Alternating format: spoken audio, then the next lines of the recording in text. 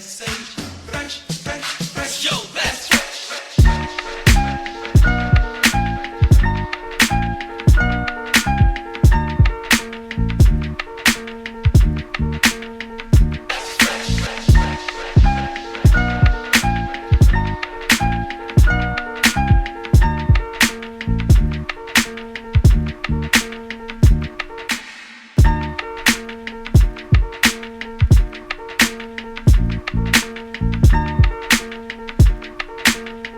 What up, OJ?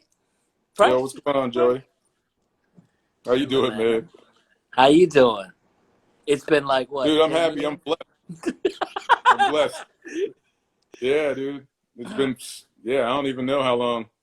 It's funny. I've been trying to think about a lot of the music and thinking of the time when we recorded it and understanding how, like, that's like 20 years ago. 20 years ago. That's 20 years ago. Years ago. Easily 20 years ago. Yep. True. Because it was 98. It was 98 when we recorded that first record. Yeah. And actually, that was like the first song we did together. Yep. You know. Yeah. Big up to Trevor Goodchild and you in Aaron's house on Euclid Street. Euclid was one of the, big up to Euclid Street. One of the greatest houses in DC. One of the most creative houses. Yes. Yeah, one of the most creative houses you probably could walk into.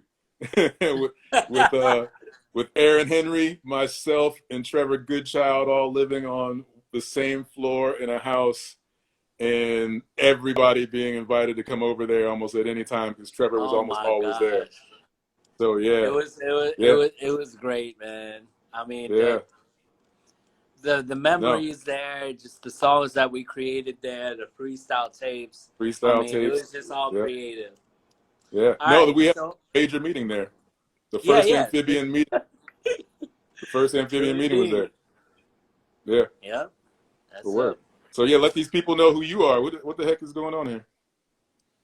Who, me? Who are you? No, they know who I am. They want to know who you are. Well, I'm Joe Villa, a.k.a. Joey Too Fresh, a.k.a. Joseph. Anything you want to call me nowadays, it is what it is. The founding father. People in DC called me Joe Villa. They knew me as Joe Villa. It's no illa. It was weird. It was weird how that name came up. I was working at Sam Goody. What's up, Franklin? I was working at Sam Goody. No, it's all good. Word out to the people in the place. Anyway, my name came up at Sam Goody. My name is Joseph Villaroman. So they were like, yo, why don't we just call you Joe Villa? And I was like, word? All right. So that stuck with me. And then Joey Too Fresh came from when I moved up to New York. It's a growth Too Fresh, I guess. You know, Too Fresh was because I love that word fresh. I love like representing old school if I could. Man. It runs in the family. That's just me. You know what I mean? We were talking about, the all the aliases, and it was like, the OJ Fresh now. Yeah. OJ Fresh alias. Jamal, break it down again for all 16 people up in this joint. Okay. So all the aliases that go back from the very beginning. All right, we'll run down the line. The original joint was Technology's Doom, which was the original Doom. That's crazy. It was like a definite originality on the mic. A tech shooting knowledge, and G's was my old graffiti name. So it's Technology's Doom. So that was that one. But then that was way too long and stupid. And then we went on to become. I was just Jamal. Everybody still always knew me as Jamal. But then it was like I went to Jihad because I always felt like Jihad. We're fighting a war. It's a war internally. We know it's good. And we always have that thing on our shoulder that wants us to do what's not so good or what's not right, or what, our conscience tells us what's right, and we have to fight that war. And that's an internal war. To me, that's each person's jihad. That's what it was. And so that's really what I took on as a name, because I was like, whatever I take, I want that to mean something. And then over time, though, then it was like, all right, there's gonna be Jihad is real when I dropped the actual record. My album was like, all right, Israel is the last name on it because a lot of people name Jihad. You run into a lot of people named Jihad, so it's like, all right, Jihad is real. And it was Israel was because yeah, it's real. It's about you, like it's real, but like it is real. And then I knew people would flip it and always think it was Israel, but it's like no, it's not about that. It's about it being a real thing within you internally. But then like over time and growth, after I like flipped my truck and got out of like rapping for a while and wanted to come back and DJing, I was like trying to figure out a name, and I was like, man, people don't know me, like whatever name, DJ Jamal sounds weird as shit. I don't like that doesn't make no sense. So like I was like, yo, like it was like OJ, like I'm from Ohio, so it was like OJ, like it was like Fresh OJ. No, like okay, like OJ Fresh. Let me do that. And like it's like yeah, Fresh, like OJ Fresh. That sounds about right. That sounds right. And then I thought about it after a while. I was like, oh yeah, I ran with that because you know, fresh is how we roll, man. We always like I always like to be fresh. Like I like my kicks to match my stuff. Like I always like to be fresh when we did stuff. But then I realized, man, there's Oh So Fresh. I know Bobby Oh So Fresh. The reason why it made sense to me so much because there's Bobby Oh So Fresh. So I was like jacking his name. I didn't realize I was just jacking his name, and I just threw my stuff up in there. So yeah, man. But yeah, so yeah, that's the rundown. That's the rundown. So when you were a part of the Amphibian, when you were in the Amphbns, who were you? Which alias were you? When I was in the Amphibians, I was Jihad. I was Jamal, and I was just Jihad. You know what I'm saying? Like that was because like after like because I mean if you look at the first the second defined print record when we put that record out like because like on the Amphibians we just had our little like we just had our initials on there. We didn't say our name like you know have our names on that record, right? Nobody knew who was on that record. Like and then so on the fine print records it was the same way. It was just like initials and of our writing, our publishing that like and then on the second defined print record we actually put our names on the cover. Shout out to Omar who Pasha who did the cover on that. But you can see my name on that was Jihad and like Chris's name was just Stylist Chris. So it was still just Jihad at that point. I hadn't dropped the Israel on there yet. So it was just like, yeah, I was just running with the Jihad at that point. But yeah, and man. And at that point, it was still like just me, just you know, like just being aggressive rapping. I didn't even really know like a name. Like it didn't make people knew me as Jamal. You know what I'm saying? Like Jamal. Like no, if you ask people like you know, like if I were to try to call them and say I was Jihad, they'd be like, who? Like it wouldn't make no sense to them. Like a lot of times. So, word. That's what's up. Yeah, I know you as Jamal. Yeah, everybody knows. Have I ever called you Jihad before? I'm not sure. No, I don't think nobody really called like that was just a name that you used for records, like type of shit. Like it was just rapping type stuff. Because it was like, yeah, you can't be Jamal. Like, I can't be. That was the thing. I can't be Jamal. I can't be. Yeah, because there was like that illegal Jamal, yo. Yeah, because illegal is out there. So yeah. That was the thing. It's like I always having to have a name because everybody knew me as my name, and I couldn't use my name. Like it just didn't make sense to use my name. That's hilarious. But now I don't know, man.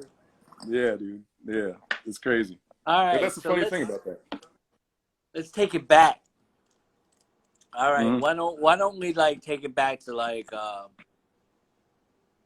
how the Amphbns, you yourself, got involved with the collective, or how we produced the collective. Go ahead. Yeah, no, like so I got into DC. I grew up in Ohio, but I moved to DC to go to school at George Washington. So while I was in school, I started doing this thing called the Urban Art Family with a crew of cats. That was like a collective that we threw parties at school to try to also like to just use money for the school to get parties there to celebrate hip hop, and also started doing like these different I guess kind of talks, like a discussion series to just talk about different points and get people on campus to talk about points around hip hop, but around culture. And so I would go out to different things, and I went to this thing called Freestyle Union, and like at HR 57, I think at the time. And that's where we started like running into different people who rapped and stuff like that. And that's where I kind of ran into a lot of cats who what would become the Amphbns. Like some of them I knew from outside of being Freestyle Union. Like I knew them before that because I was already rapping and running into people certain ways. because I was part of a crew called Butterheads with my boy Black and La Kim, who was with Ray L&R. Those cats kind of fathered us and like gave us, like La Kim like kind of showed us the way, showed me to Jay, who showed me to HL, who showed me to Zach, and then like kind of started running into you guys at Freestyle Union, and then we kind of all started migrating together and just deciding like, you know, we wanted to do shows and stuff, and yeah, that's how like that Amphibian crew kind of came together, and that's how I came into it, just kind of going through the poetry ciphers and stuff like that, and just always being out rapping, you know what I'm saying, always walking around, like, because y'all were up in Georgetown, I was down at GW, so I was right down the street in a way, and I was always skateboarding or something, getting around and trying to go do something, just rapping, you know, like running into whoever, and that's how we rolled. So like I would go downtown, like we'd go southeast, go all over the place. It was just kind of like, because I grew up like that in Ohio, like I would skate all over the place to just go skateboard, like, and so then DC was pretty small. DC's pretty small to get around. Smooth streets, you know, too, like easy to get around. Like walk around, like go up to U Street at a certain point when we started moving, transitioning to just being on U Street and stuff, like being able to bounce over to U Street, get over there, go up, down Adams Morgan, all that stuff. We ruled U Street for the longest. Like that was our spot. We did. Like, you know, so let's get this straight. Old school U Street. Yeah, yeah. I don't know what it is now. I haven't been back there in forever, so I don't really know what it is now. You know what I'm saying? So I've been blessed. Like I say, I've been blessed. I made moves at a certain time that set me up in a good space. That like while people are going through this whole COVID thing, I'm in a really good space. You know what I'm saying? So yeah. I'm blessed. You know what I'm saying? But it's like a transition. You went through a crazy transition, actually. Yeah, man. Yeah. But crazy, but great at the same time. And it's a blessing, man. Like I said, I'm blessed. I live a blessed life, dude.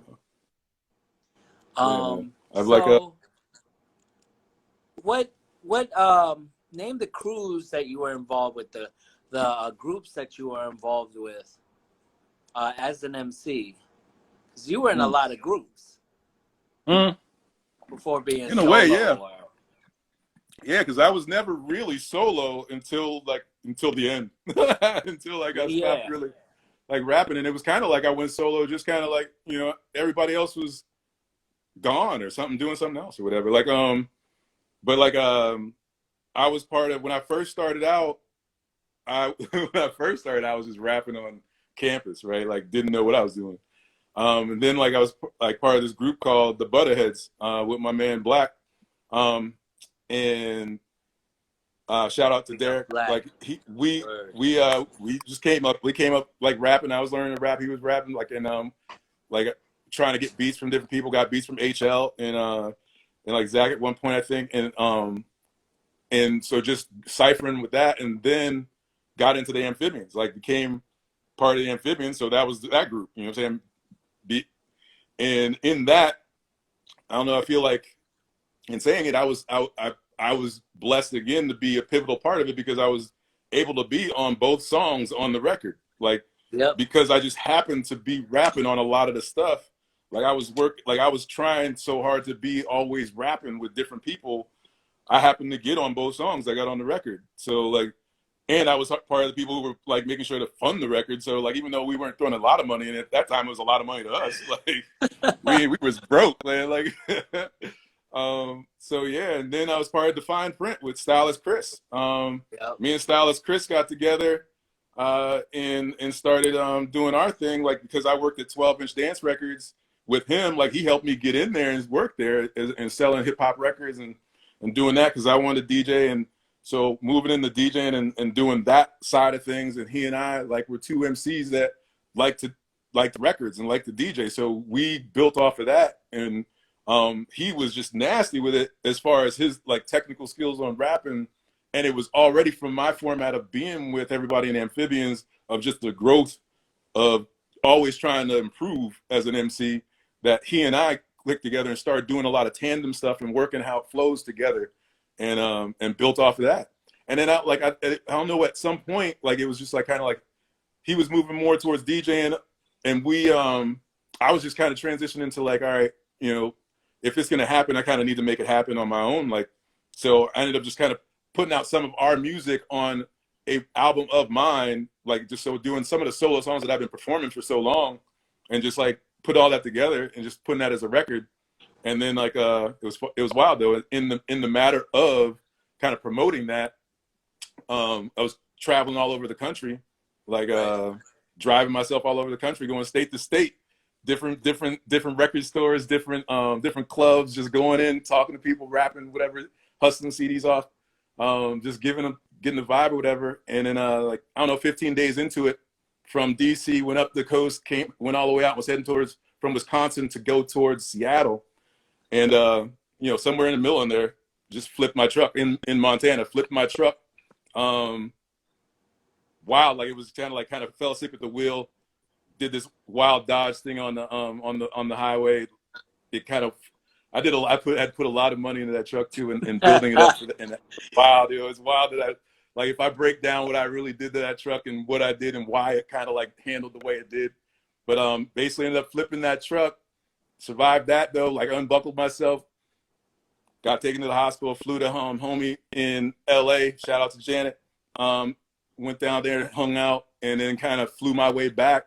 And that was kind of the end of it for me. I was kind of over it. Like I had gotten to a point where I didn't really care so much about rap, the where it was at that point, to be like, you know what, I really want to, this is what I want to do. Because I'd also transitioned. There was something I was kind of getting into, which was, you know, I grew up skateboarding. And so I also kind of like got interested in snowboarding a bit around in those times. And so I was kind of like, yo, I want to learn the only way to get better at this is to be able to be on it all the time. So I learned to teach it. And as I learned to teach it, I learned I wanted to be with the cats who were good at it so I could teach them like how to be better. So I learned to coach. And as I learned to be a coach, you know, I ended up transitioning from being down in DC to coming up to Vermont and living in Vermont and coaching kids, traveling the country, coaching, and then traveling all around the world, just snowboarding, doing certain things with different people.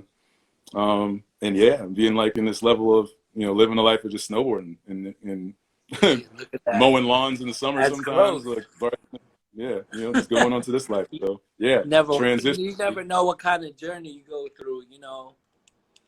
Being from an MC in DC to like, you know, transitioning to other things, you know? You know what I mean? Yeah, man. Word. Yeah. What was I gonna say? I was gonna ask you, well, let's talk about our first single. We just put out a single called Lettuce, Entertain You. It's with me, Jamal, John Moon, Trevor Goodchild, and the original had Ghost. Piece of Ghost was on the original version of Lettuce. Yeah. Hopefully we get on this version of Lettuce, but it's okay. Dude, man, it'd be dope. It'd be dope if we could get Jay. If we can get Jay to, like, if Jay would actually enhance that original mix, it'd be dope.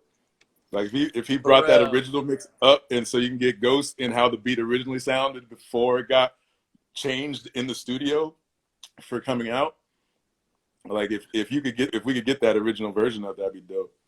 But well, yeah. Fun fact. So basically, Lettuce was a song that was like our actual like first song we did together as a collective, and from my knowledge, people, I mean, you know, we wanted to put something out, and we were in the process of making other songs at that time. The hilarious thing is that we did it in a way of like, remember, we had just the names in the hat. The names in the hat. Because you know what? Because that comes from the Freestyle Union days. We picked 3 people and a producer. And that's. We were the worst A&Rs. We were the worst A&Rs there. So but hey, there were some good songs. Some good songs came out of that. Songs that came out of that joint. Very interesting songs. Yeah, man. You know, And I'd just like to say, like, you know, during that time, so Lettuce, what was your recall of making Lettuce entertaining? For those who have heard it, please check out Spotify. It's on Spotify. Yeah. Check it out on Spotify. Check it out on YouTube. It's up there. Check it out on all your Apple Music. Yeah. It's on all your streaming platforms, actually. Yeah, go ahead and stream that bad boy. If you want to buy the vinyl, I'm sure there's like, I have like three or four more copies that are sealed. So those might be going up on eBay at some point. I don't know. So yeah, you know, so we'll see. But yeah, no. And that's, if you get that copy, you get the original with Journey on the backside, on the B side. But my recollection of recording that song, like, that is such a blur, because we recorded so much. Like at that time we were recording so many songs, and the recording of that particular song, it's like, when I hear the story, I really remember the actual trip up to the studio, like the studio session of it, okay. And the engineer telling Trevor that he has to quantize the beats, like quantize the drums, and like totally re-engineering the way that track sounded, and made it different from how it originally did sound when we had come into that studio to record it. So like it's funny to me, like that's what stands out to me in that matter. Like and I remember, like, you know, that whistle that you hear in the beat. I remember the recording of that whistle. I remember, like, you know, I remember Trevor putting that whistle into that beat. But as far as the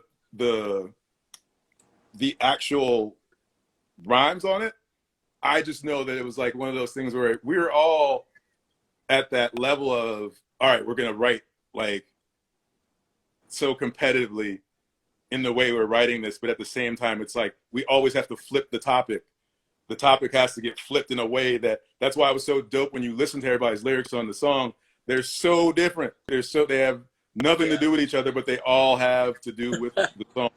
Like, and it's fun. Like that's the fun. That was the fun of the Amphbns. That's what our thing was, like, to have the skill of flipping the topics and staying on point with each other, but at the same time doing our own thing. I remember. I remember the original recording. Trevor called me at work. I was working at Downtown Locker Room in Georgetown at the time. Yes, I sold shoes, whatever. Anyway, I can't believe I didn't get more shoes from you. That's crazy. Anyway, I was at Downtown Locker Room. He calls me up. He's like, yo, I got this beat. And it was like that whistle, like, woo, woo, woo, woo. And I'm just like, Lettuce. It's like, wow, lettuce? Yeah, let's call it something like, you know, something crispy or something. It just sounds crispy. It's crispy. So I was on my way to Trevor's house, and you and John were there, and Ghost. And we just did it. I just remember, it's just like, yo, let's call this Lettuce, and just like, you know, let us entertain you or something. We're like, okay, why not? So that's the history of Lettuce. The fun fact is, Trevor told me that the John did kill that joint. Studio version, well, they had to change it because it wasn't quantized, and basically the guy at the studio redid the beat. That's why it was just so different, you know. But if you heard the original version, I mean, it's fun, it's loud, it's like, you know, I can't a lot going on. It. Like, you know, a lot going on. It's a carnival on that Ghost's beat. verse was really dope. Like, you know, that's why we need to bring that joint out. That original joint has to come out. But the funny thing is, Man Ghost. Even with that happening, like with that going on within that beat, it's funny because remember when we went to Fat Beats, like they didn't really want to take the record because it's like it didn't have a regular like premiere type beat. Nope. Like it was hilarious. We weren't New York enough to nah, to man, Fat we were Beats, too. yo. Like that was the thing. I remember I was talking to I had even with the Define Print stuff, I was talking to the cats who ran Ready Rock Records out in LA. this cat Yuri, who's from Philly, and I know him through shout out to DBS, shout out to Darren, this cat who I went to school with. But he was talking. He was like, "Yeah, man, you guys are just too underground. It's like the sound is just too underground. I can't really sell." It's like, yeah, those beats are just too. The way we sounded, what we were doing was just that underground rap sound. Like what is that lo-fi sound kind of now? But it's like at the same time, it was just really like, no, we're just going for rapping. Like we're just rapping. Like that's what we're doing. Like we're not trying to be like anything other than rappers on a beat and make that joint sound dope.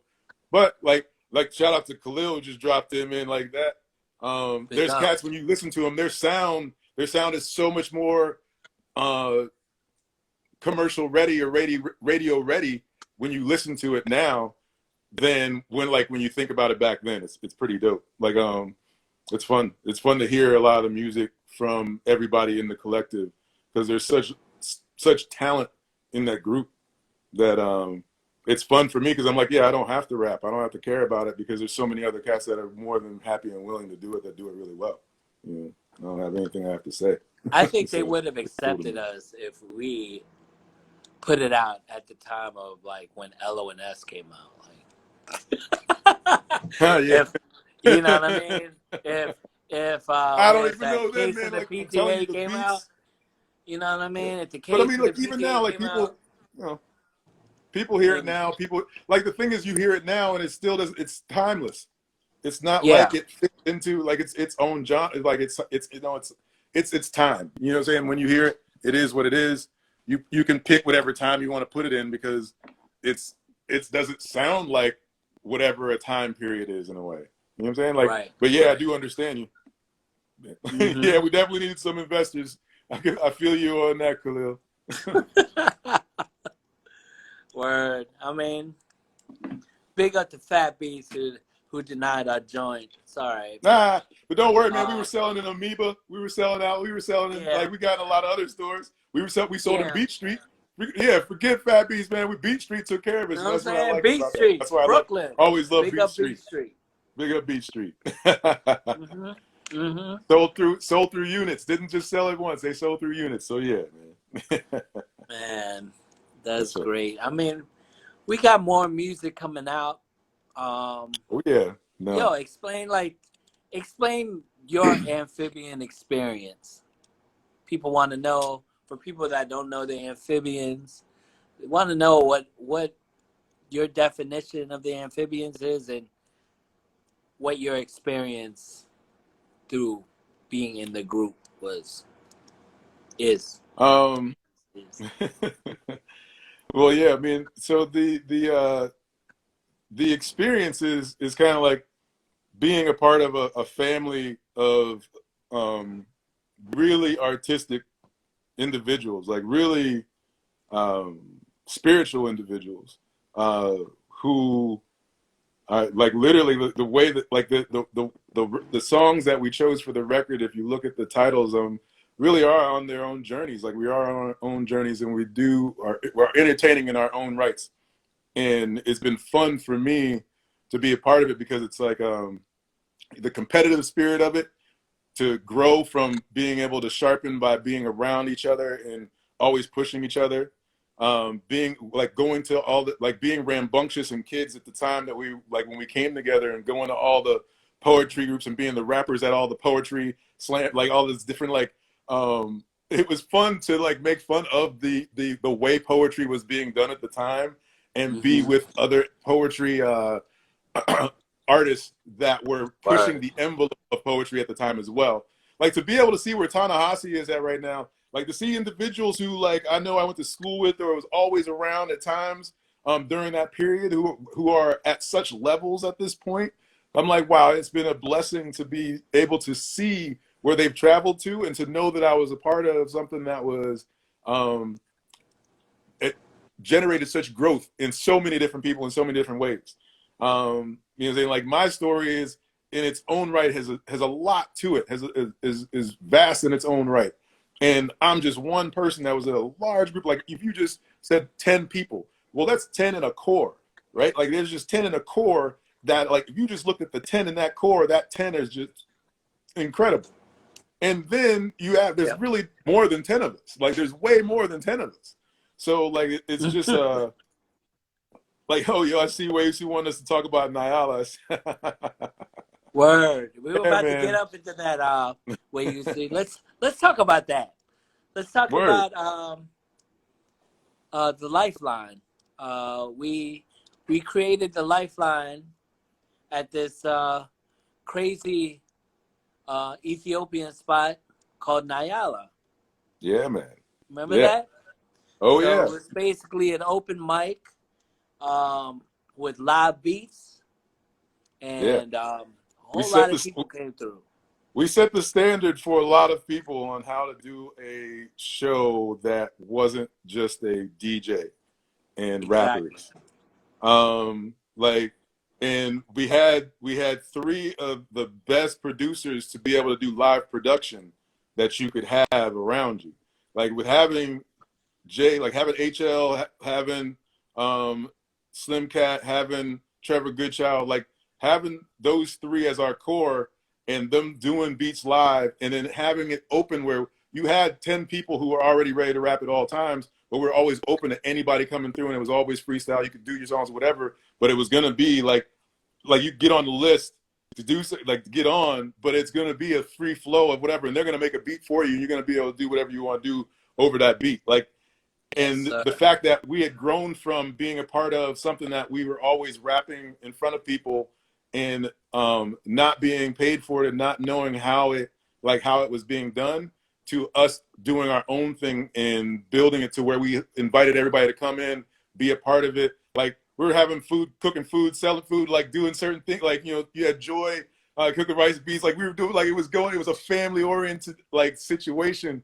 Like, we'd be rapping all the time anyway. So we were promoting it all over the place, and then having people come around and come to us and be in that space and sit down and enjoy and watching it. Like, you got Alan Spirit was out there at certain points filming for his public access show, so he might have some footage from that.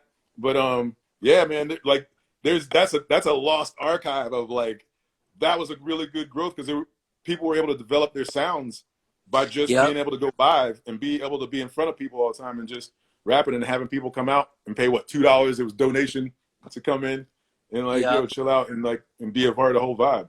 It was different. I like to big up Kaffa House. If it wasn't for Kaffa House, Freestyle Union. This dude came up. The dude came up to us and was just like, "Yo, we got a place down," and it was just Live Society. Timing, you know. Yo, we got to shout out to Live Society too. Live Society gave us an opportunity to always come up and rock with them when they was really doing Black Indian shows. Like, it was so yo, they gave us opportunity. Peace to Black Indian for let 30 of us rock his show. Word. But you know, definitely Live Society, yo.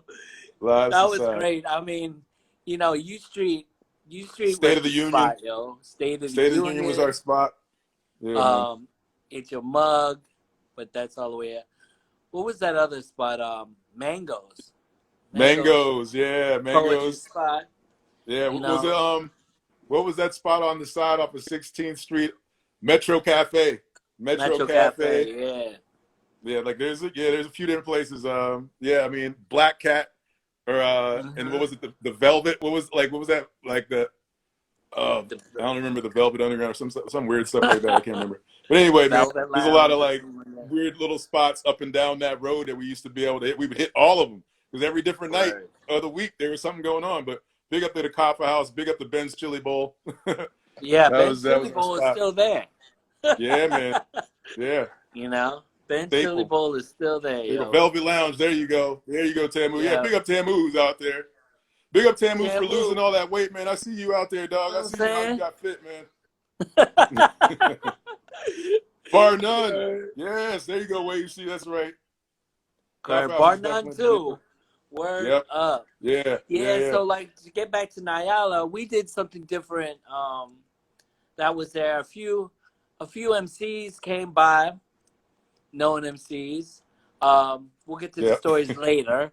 MF Doom, Saul Williams. Who else? Spirit, you brought some people over. Yeah, different people. I never knew who came through there because I was too Yeah. up into my own ego. So I was paying attention to myself. I paid no attention Big to up to anybody. EBO, their crew. Yeah. Yeah, EBO man, because we crew. just had a crew enough of our own that's all I paid attention to. Like we had so many different people there, man. Let's talk about David let's Banner talk came through about there. our favorite moment of Nyala.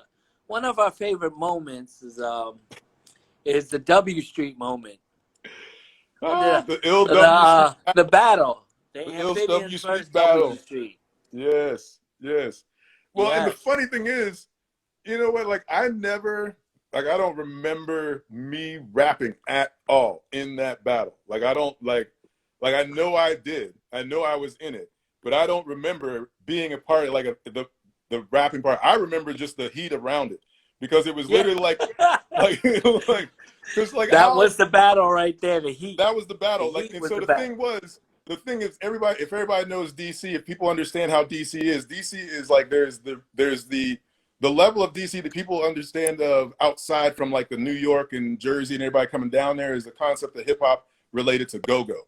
And so like the go-go scene and what that rap style is like coming from that scene is different from the style of rapping that we were on in what we were in the scene that we were in. But there was those two scenes in DC, and that battle was basically those two scenes battling each other in what would be on our home turf, but really in their home turf because it's right around the corner from where they all really live, and that's how they roll. So like that's kind of what that battle to me was. Like if you set the stage for it, that's what was going on. Like so the heat that was happening, it was like no, my favorite line, Jamal. My favorite line. Y'all sound like you from New York. Oh my God. People used to hit us with that all the time, though. Like because we didn't sound like we rap, like we didn't go to go-go's, like we didn't sound like we rapped at a go-go. That was the thing. Like DC rappers, and that's the thing is like there were other rappers that were dope that were around from DC, like that didn't rap like that. But most of DC, like from most of the hoods in DC, they know rapping from as if they're listening to go-go, because a lot of the go-go will take most of the popular rap songs and make them into a go-go record and make them and say it's better than the original record. Well, W Street only had like 3 MCs. They had like Lakem, who else? Grizz and what's that dude's name? Grizz and it was W Street. They had 3 MCs. Remember, we were against three MCs and W Street. Well, that's the thing. Is like and W Street. See the rappers, Ray. So the rappers in that battle were actually rappers. Like the rappers in that battle were actually rappers. Like like okay, so Lakim and Ray were nasty. Those are monsters, and Grizz is nasty. Grizz is a monster. So it was like 3 rappers that were dope, but they weren't the ones who really were who the people we had to worry about in the battle. Like that was the thing about that whole deal. Like it's like because it had nothing to do with whoever would have won in the rapping part of it. Yeah, like that was what was so hilarious about it. And then when Spirit said something to them and got them all riled up, and then they wanted to fight because all they wanted to do was fight from the beginning. Was like, oh, okay, that's what it is. So, yeah, Spirit, man, like, come on, man. We'd expect that from the bodyguard from the group, but now Spirit saying he found out later that they were strapped, as if he should have known then that they were strapped. Like he found out. They were. Yeah, no, we knew. Like he's just saying that he just found out years later. Like he should have. Oh Lord. Oh man, my God. This fool. Yeah, exactly. But yeah, the position you put us in, yeah, Tupac. But yeah, I remember Scorpion, Khalil, Bacon Soda. Yes. The young. That's who I remember out of that battle. The younger. Yeah. The younger people from the crew. The pit bulls out of the battle, like those were the. Yeah.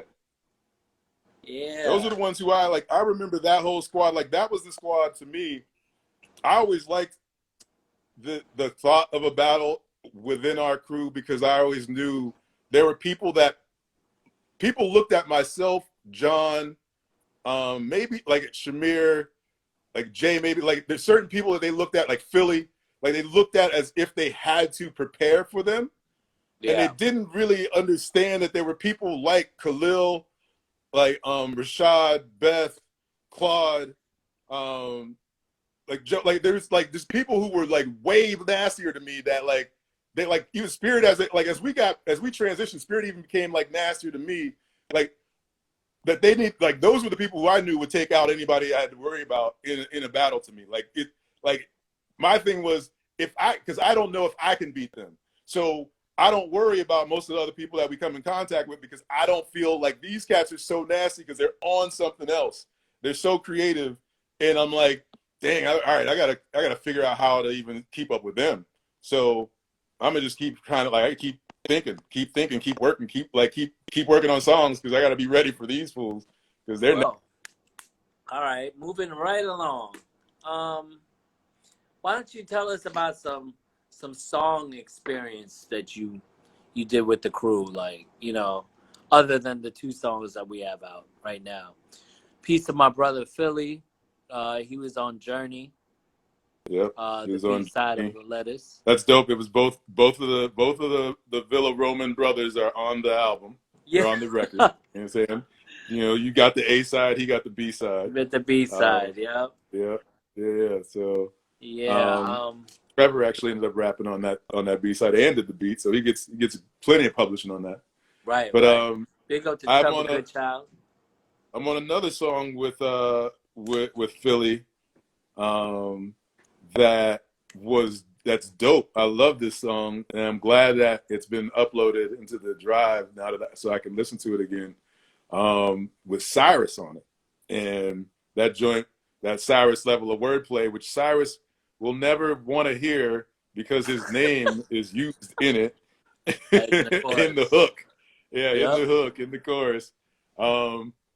But that song, and I knew it in making the song, like, because then I think Cyrus did the beat on it. It was like Cyrus, myself, Philly. I think that's all that's on it. Nah, I'm on there, fool. I'm like, yeah, like trying to remember, like, because I'm trying to remember where is everybody on that song. I'm on there. Yeah, what up to Los? Big up U Street TV. Oh, what? Big up Los. Wow, my man Los. Yes, big man Los. We need to get Los on this. You need to get a conversation with Los on this joint. That's what he's having. For real. That's what he's having. Yeah. We'll set that up. But yeah, big up to that. What's up, Big Jessica? Big Jessica in the place. But yeah. All right. Enough of the RBI. But no, but yeah, so that I remember that because that was the first time I've ever done a song with Cyrus. I think that's the only song I've ever done with Cyrus. Yeah. So, and I don't even think, I don't even know. I don't think I'm on any songs with like Seed or Chatungwa. Like, there's a lot of that. Like, that's the thing, is like, there's so many crew that I really don't think I'm on any songs with Shamir. Like, I mean, you know, like, there's people like me and Aaron and I aren't on any songs together. Like, there's people who we're around each other all the time. We're not on songs together. We're on a whole bunch of freestyle tapes together. Yeah, freestyle tapes. Yeah, but we're not on any songs together.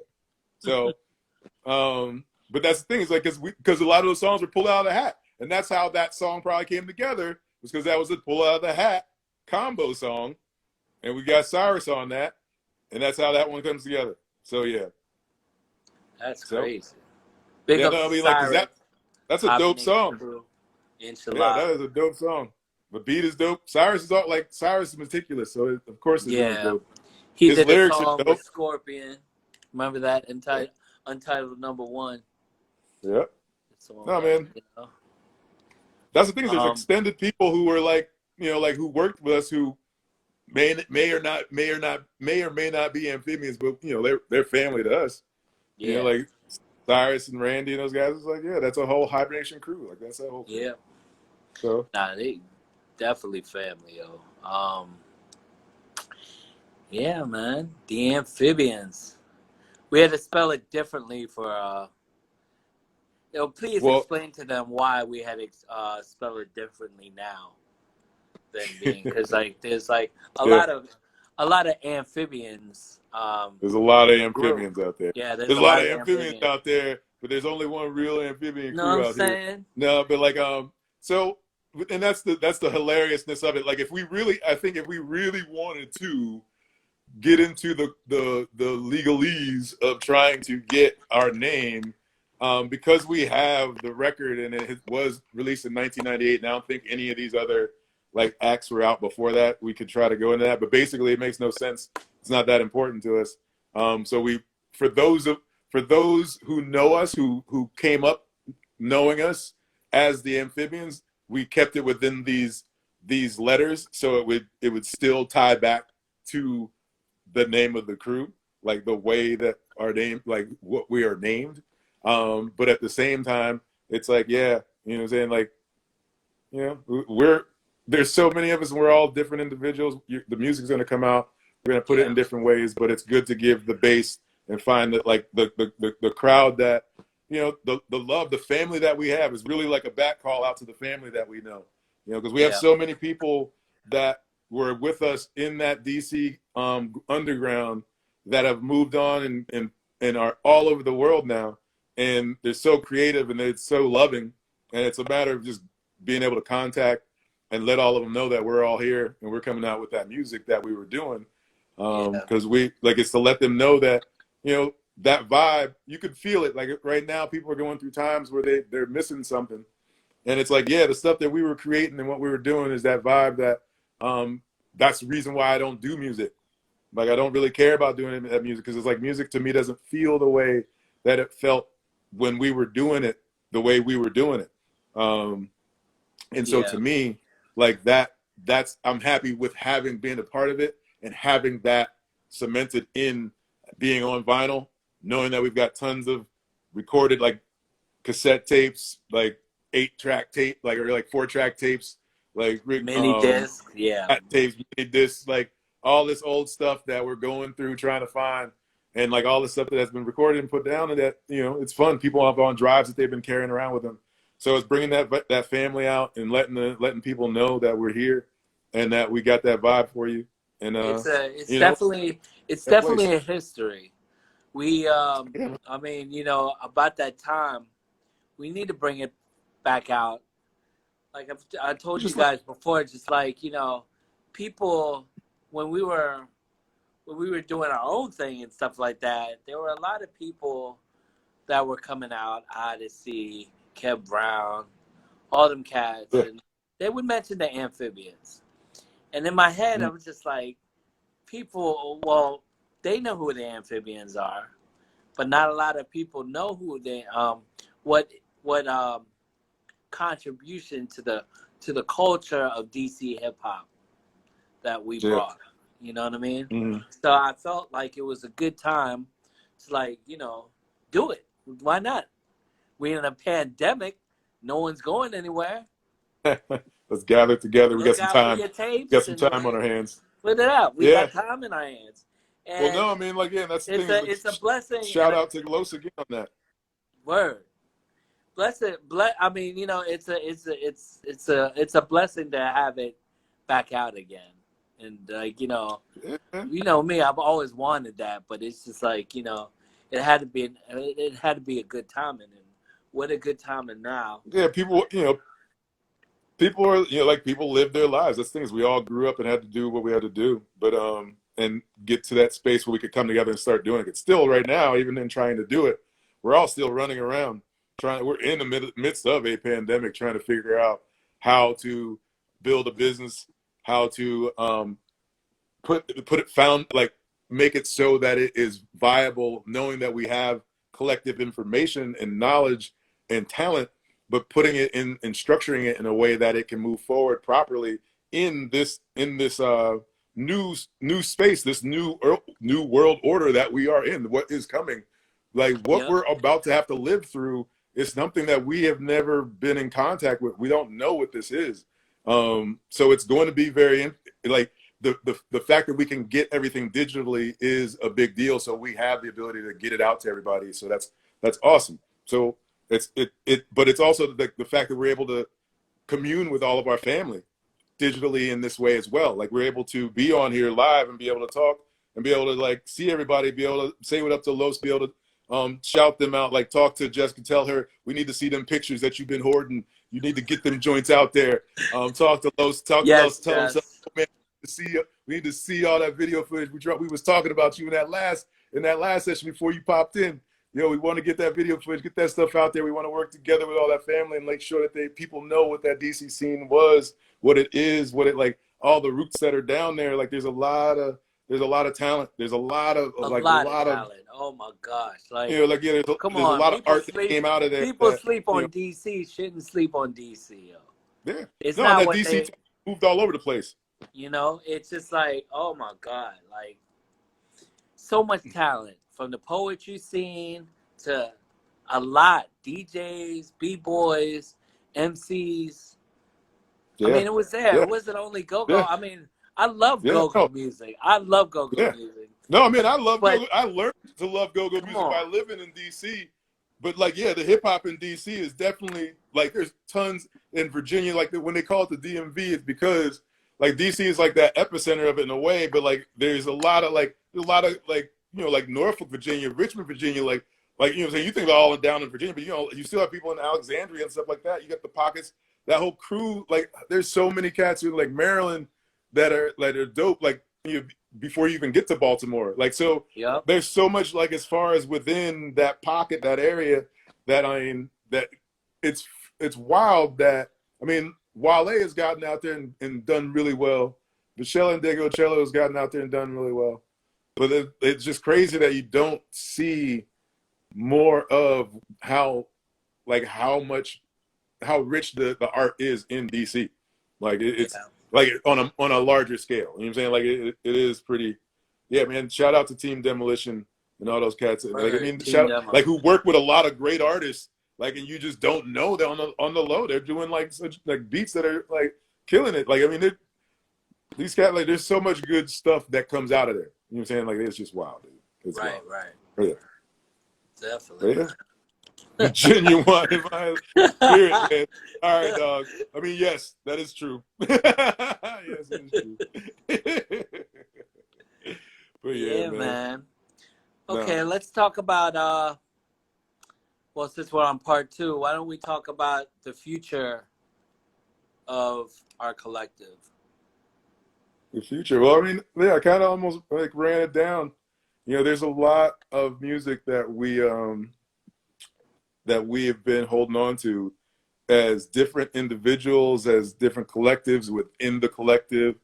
So all of us coming back together and talking have kind of started pulling it together and curating it to start to bring that music together and put it out in an EP process. We like single about to drop now. That's going to be the next thing. We've got Lettuce out right now. We just made it out there so people would know, so we could claim our name with the Amphbns the way we've spelled it now. But we're about to bring new music, new to everybody else, but it's been with us for quite some time. And it's going to be much more than just the music. We're going to be coming with the podcast and the video footage, going to the documentary. We're really trying to lead up to getting this documentary together of what the collective is, who we are, what we did, what we've done, what we're doing, as well as all like getting our family, bringing our family out, letting light be shown on a lot of the people that we love and enjoy and we're inspired by, that we just don't see much of. You know what I'm saying? So we want to make sure it's known. You know, like people talk about us, talk about the Amphbns, and they don't even. It's funny that they don't even know who we are in a way. Like a lot of people don't know who's in the Amphbns. Like even when we talk about it, we have to be like, okay, who's in the Amphbns? It's funny. Like it's like people, we know who we talk to. A lot of people. Like that'd be like a whole hour of shout outs naming the whole crew. But big up to Kobe Demon 202 who did the logo. That logo. Yeah, big up to Kobe, man. Demon 202 is the man. He's got that ill style, doing crazy artwork pieces. Like he's off on it. He's again that DC rich art that moved on it has gone all over the world, and he's massive with what he's doing, man. That man, I love what he does. Yeah, But that and he's done like in that logo being so basic and being so poignant. So very much. Gotta So give that's love gonna to be on a mask, T-shirts, yeah. socks. You know Got a what lot I'm going saying? on. Yes. Yeah. Don't jack that. So yeah, we got a lot coming. Got a lot going on for people. But yeah, man, and shout out to like people I see like shout out Artemis is up in there.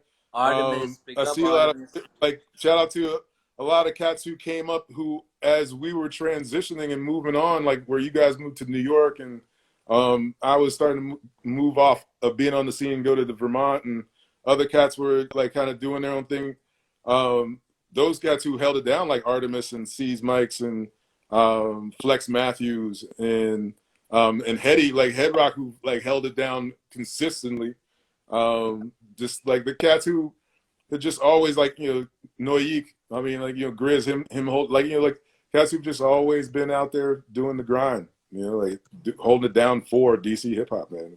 Yeah, definitely. It's dope. It's dope to hear about. And shout out to Shamir. Shout out to Wom. To those cats who like for showing us that there is light at the end of the tunnel. Yeah. Yeah, man. But there's a lot of. And shout out to all the other people who are doing it. There's some cats who I don't even, like I don't pay any attention. Like I moved into the woods so I can get away and not pay any attention to hip hop anymore. Like not pay any attention, pay any mind to fashion, to concepts, to what people hold dear as to what should and should not be done or is cool and is not cool and all that stuff. I got to learn how to not care and just live on my own vibe. And it's been good for me in my own space. So, but enjoying, like, you know what I'm saying? Just looking and reflecting back. I mean, that history is just amazing. I mean, even for me, I moved across the world.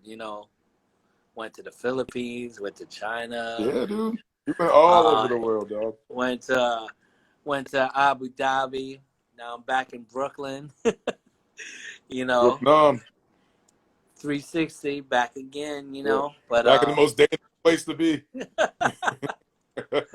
But really enjoying this like moment, like even though it's been like 20 years, I mean we didn't really think of the stuff that we're doing now to back then.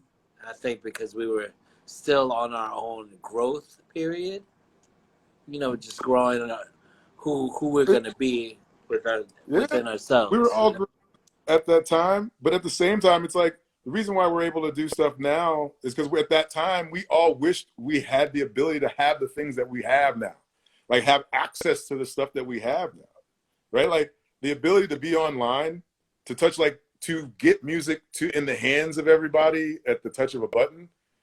We didn't have access to that then, so now we do. Right. So it's like we're in a space now, like.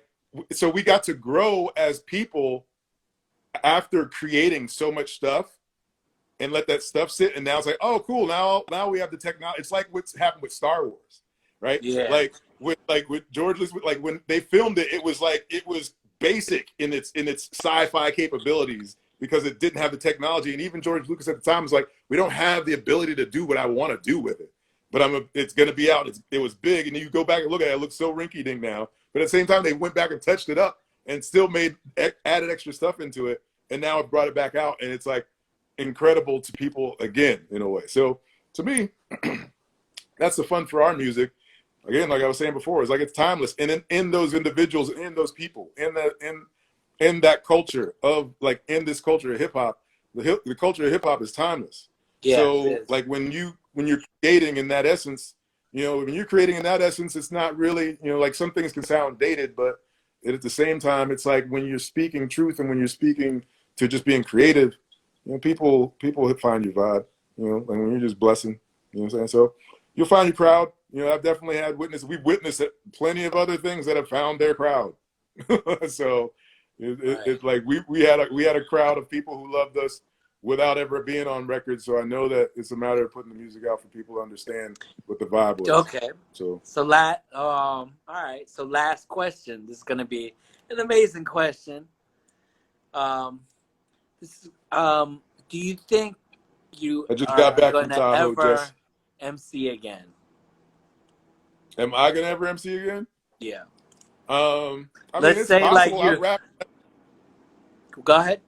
What did you say? like it's whenever I rap when it hits me to rap. It's not like it's nothing in my being as if I need to rap on a daily basis or anything anymore like that. And I'm not caring about creating an album or something like that or even a song, but it is in me to create. And I'm in a level of like I'm at a point where I'm trying to create businesses and I'm trying to develop generational wealth. There's something I'm trying to do that is much bigger than rapping right now to me. Right. I want to, like, when I rap, it'll be about how to do this thing that I'm doing right now. Like, I'm on a level that, like, people don't understand what, like, people know I, like, in certain ways, I moved out here to snowboard and to coach snowboarding, but I moved out to understand how the world works in a certain way to be able to approach things on a level of how do you build something much bigger than just a basic bank account for yourself or something for your family, but how you build something that is cultural on a level that spans the globe and creates wealth for people all over the world and allows them to tap into their true being.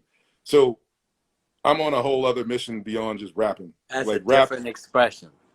Different yeah, kind of rap. rap to me is like I can tell you that, but I got to show it to you first. So I Right. don't care about rapping about it.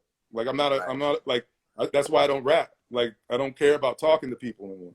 I'm about, if I can't show it to you, then I need to learn how to do it so I can help show it to you. So you can learn. I can help show you how to do it too. That's where I'm at. I'm on home. I don't care about talking to people like that. Rapping don't mean nothing to me like that. Like So I Black like Thought listening to came people up. rap. So Black Thought came up to this chat right now and be like, "Yo, I want to do a song with Jihad. Would you do like a 16 or?" Hell no, no. I'll give him a hook maybe. Hell no, I would never put myself out there to be on some garbage. I can write rhymes and I can rap. Don't get me wrong, but at the same time, like, yeah, like, okay, I'm gonna put myself next to like a Black Thought. You know what I'm saying? Like, like It's been done as the before. next rhyme that I write. As the next rhyme that I write after not writing a rhyme for like 5 years or something like that. Yeah, okay. But yeah, don't get me wrong. I would love to do more music. Don't get me wrong on that. It's just not in my. It's not in my like. That's not where my mind is at. Like, Right. you know what I'm saying? I like even in DJing right now. I need to get myself on my turntables and doing everything DJ wise, like bringing the radio station back, bringing the shows back. I'm about to start doing that. Start bringing the radio like. That's what gets me back into wanting to rap is me just playing more music because then I'm listening to other people and I start going, okay, I need to start rapping again. But yeah, Right. but I'm like, I don't really like, again, I don't, you know, rapping to me was a big ego thing back when I was a kid. Like I cared more about it then. Like that's what it was. Like I'm not a kid no more, so I don't have the ego to care about rapping like that. You know, like, Exactly. and even though I want to give information to people, I feel like that's preaching to the choir. I'd rather give it to them in different ways that they can take it in and walk with it and hold it. But like, yeah, if I'm inspired to rap again, it would happen. But it's not something I'm just inspired to do at the moment. It happens more if I was at the Freestyle Union reunion, I would have rapped there, right? Like I would have rapped then, like certain things like that. Like I rap when I'm around people rapping. Like I don't. Because that's what the essence is of rapping for me. I just rap when we rap. Like I don't care about recording it so much anymore. So where can the audience check out your mixes? DJ OJ Freshhh. DJ OJ Freshhh. They can check me out on Facebook. They can check me out on Mixcloud. On Mixcloud, you got OJ Freshhh up there. So you get all the mixes, all the old radio shows. You also can check me out on SoundCloud as OJ Freshhh, and remember it's OH with the dash to the J to the Freshhh. Got 3 H's on it most of the time, so that you just know it's fresh, that freshness. All right. So but yeah. So you can check me out there, SoundCloud, Mixcloud. Obviously I'm here on Instagram. I'm about to start I'm on Twitch. I'm about to start doing that. doing the YouTube, making sure that people. Starting in August, I will be. I'm getting back on my game, so the radio shows are going to be coming back. Soul Food Sundays will be back up. You can check out all the old Soul Food Sundays, though. I keep posting different ones from last year and a couple of years. What would you say your style is for people that haven't heard you? For as a DJ, my style is like on the Soul Food Sundays is just old soul, funk and soul show. I like to play the music. I'm not there to talk. I'm not there. Like I like to make sure the music is played. And I'll mix in a little bit of hip hop, reggae, and R&B in there that might blend. But I really try to play it on the funk and soul side. And then on the Refreshment Radio, that's my underground hip hop show. That's the one I usually do on vinyl. I used to do more vinyl, but then I'll try to get it over onto the Serato some and play around with some of the newer stuff. But I like just play underground and classic and old school hip hop on the Refreshment Radio stuff. So why not Spread Love Sundays, buddy? Because I'd like Soul Food Sundays. Like, don't worry, buddy. Spread Love Radio is coming. Spirit, Spread Love Radio. Just it's got more to it than just Sundays. But yeah, there's plenty more. Word. I don't know what you're agreeing with, Janet, but thanks for agreeing. maybe you were agreeing with Spirit. Who knows? But yeah. Word. So that's the style. That's not those aren't my sirens. I'm not in Brooklyn. Sorry about that. That's you got to hear the show. That's crazy if you heard it while you were up in Vermont.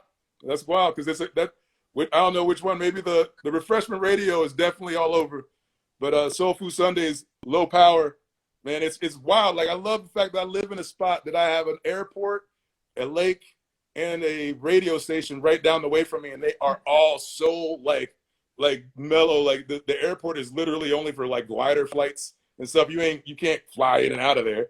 Like, and my lake is like a small little lake, but you can paddleboard and whatever on it. And then like the radio station is low power. It's hard to get that radio station outside of this area. Like it's hilarious. But he's definitely not in the city, y'all. Yeah, no, it's hilarious, man. Yo, what's so funny is like I still again, dang it, Janet, I told you I was gonna try to do it.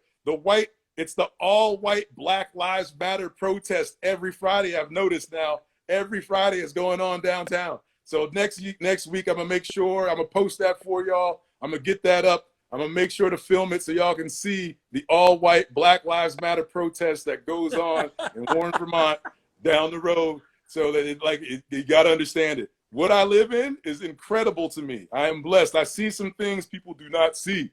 I'm telling you, it is crazy. It is wild out here. It is wild out here, yo. Like, yeah. The fact that people can carry guns on their person at any time is pretty it's a wild deal to me, man. I never thought I would live in a lifestyle where I could have a gun. Well, I don't know if I could have the gun, but you could have a gun and walk around. Like I'm around people that have guns all the time, but I'm also like I have bear that come through my yard, steal my trash can, and I and run down my lawn with it. So like it's wild where I live, man. I don't live there's a reason where you're allowed to have guns. It's kind of like being in Alaska. If you wonder why, if Jamal ever gets back on the mic and start rapping about bears, then you know why. yeah, man.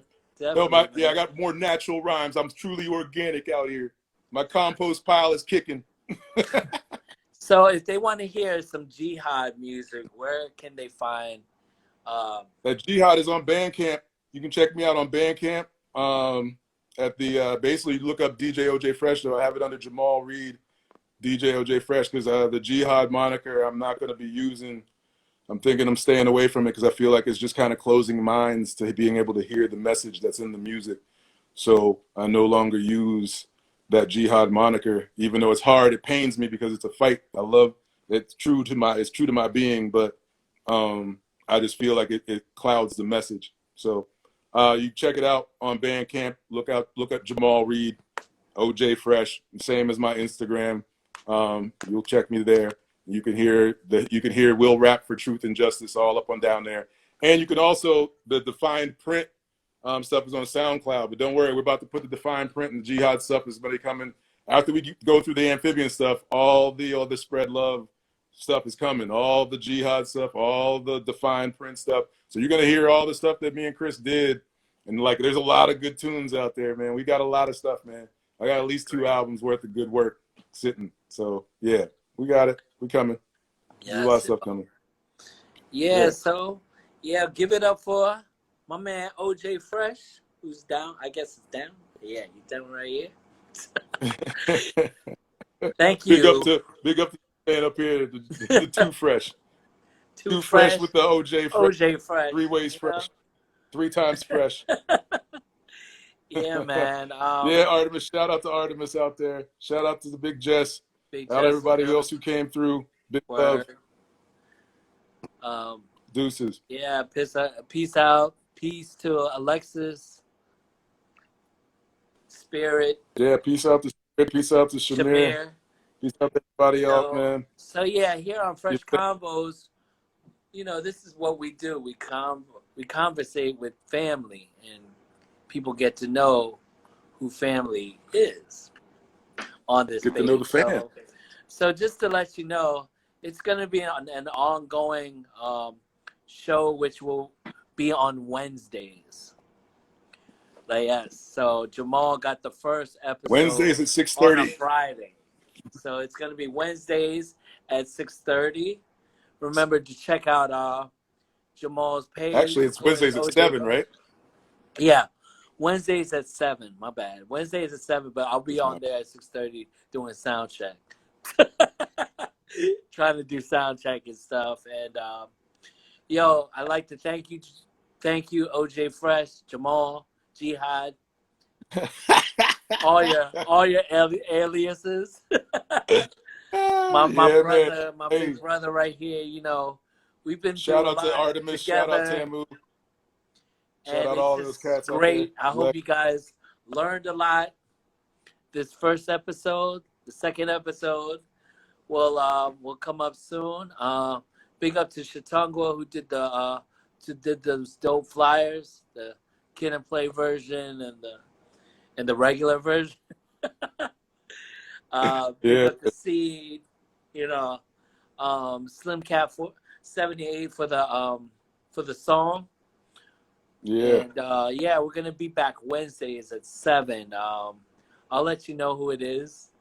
Not sure who it is yet, but we'll find out before Wednesday. Yeah, right. We'll know. We'll big it up. It's gonna be somebody really talented though. So yeah. Yes, maybe Mike. But I thought we'll probably have Mike. Mike as the second second interview. Anyway, there's gonna be more shows on here. Actually, OJ Freshhh might have a show on the Amphibian. Yeah, we're gonna figure out how I'll DJ on here. Yeah, we'll figure out how I get the DJ on this joint. So we'll do that. Definitely. So we'll do an underground hip hop. You guys put in the comments what type of music y'all want to see DJ through the Amphibians page. But most likely it's gonna be we're gonna try to do that real underground, that independent stuff. I think that's what we're true to. So that's what we'll probably do. Word. Make it so that nobody listens. Yo, you heard that mix now, fam. Yeah. Shout out to YU, no doubt. Yeah. Word, YU, man. We gotta get you on here soon. Yes. Got a lot of people. Main's crew. There's a wealth of talent that's family of the Amphbns that's out there. That's still out there grinding. Like, yeah, shout out to YU and those guys, man. Shout out to Odyssey. Shout out to all that squad. The whole, man. The Diamond District crew, man.